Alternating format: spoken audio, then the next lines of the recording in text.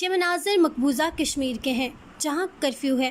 مودی سرکار کے حکم پر قابض بھارتی سیکیورٹی فورسز نے تمام داخلی اور خارجی راستوں کو مکمل سیل کر دیا ہے۔ شہری گھروں میں قید ہیں، جبکہ دوسری جانب دنیا بھر میں مقیم کشمیری یوم شہدائے کشمیر منا رہے ہیں، مگر مقبوضہ کشمیر میں کسی کو بھی شہداء کے مزار تک جانے کی اجازت نہیں دی گئی۔ 13 جولائی 1931 کو سری نگر سینٹرل جیل کے سامنے 22 کشمیریوں نے جام شہادت نوش کیا تھا۔ یہ وہی دن ہے جہاں سے تحریک آزادی کشمیر کی بنیاد رکھی گئی۔ 1931 سے لے کر 2020 تک پچھلے 89 سال سے یوم شہداء مقبوضہ کشمیر میں عقیدت و احترام کے ساتھ منایا جاتا تھا، مگر اس بار مودی سرکار کی جانب سے ایک نوٹیفیکیشن کے ذریعے یوم شہداء کو منانے پر پابندی عائد کر دی گئی، جبکہ آزاد کشمیر بھر میں تمام ڈویژنل اور ضلعی سطح پر تقریبات، ریلیاں اور سیمینار منعقد کیے گئے۔ یوم شہداء کے حوالے سے مرکزی تقریب ایوان وزیر اعظم میں منعقد ہوئی۔ اس موقع پر تاریخ میں پہلی بار پولیس کے دستے نے شہداء کو سلامی پیش کی۔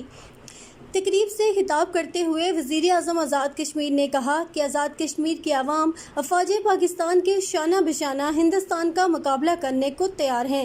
تاریخ ایک بار پھر خود کو دہرائے گی۔ وہ وقت دور نہیں جب ہندوستان ٹوٹ کر ٹکڑے ٹکڑے ہوگا۔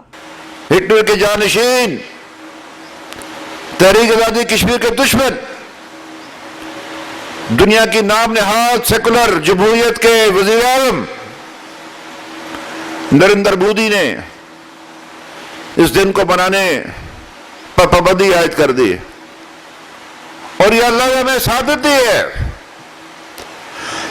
کہ وہ دن از خود کھینچتا ہوا آج اس آزادی کے بیس کیمپ میں مظفر آباد میں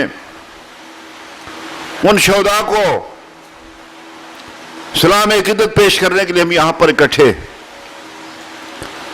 میرے بھائیو اور عزیزو، یہ آزاد کشمیر کی سرزمین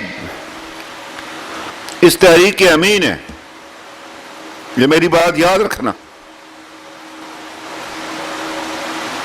یہ امین ہے۔ اس ریاست جموں کشمیر کو بزور شمشیر اپنا غلام نہیں رکھ سکتی۔ انشاءاللہ العزیز میرے بیٹے، میری بیٹی، میری ماؤں، میری بہنوں کی قربانیوں کے نتیجے میں، میرے بزرگوں کی قربانیوں کے نتیجے میں، جو ان ماؤں نے اپنے لخت جگر قربان کیے، ان کی اس قربانی کی بدولت انشاءاللہ العزیز وہ خواب شرمندہ تعبیر ہوگا جس کو دیکھنے کے لیے، اس کو پانے کے لیے 72 سال سے ہم انتظار کر رہے ہیں۔ یوم شہدائے کشمیر اس عزم کے ساتھ منایا گیا کہ جب تک کشمیر آزاد نہیں ہوتا، کشمیری اپنی جدوجہد آزادی جاری رکھیں گے اور اس سلسلے میں کسی بھی قسم کی قربانی سے دریغ نہیں کیا جائے گا۔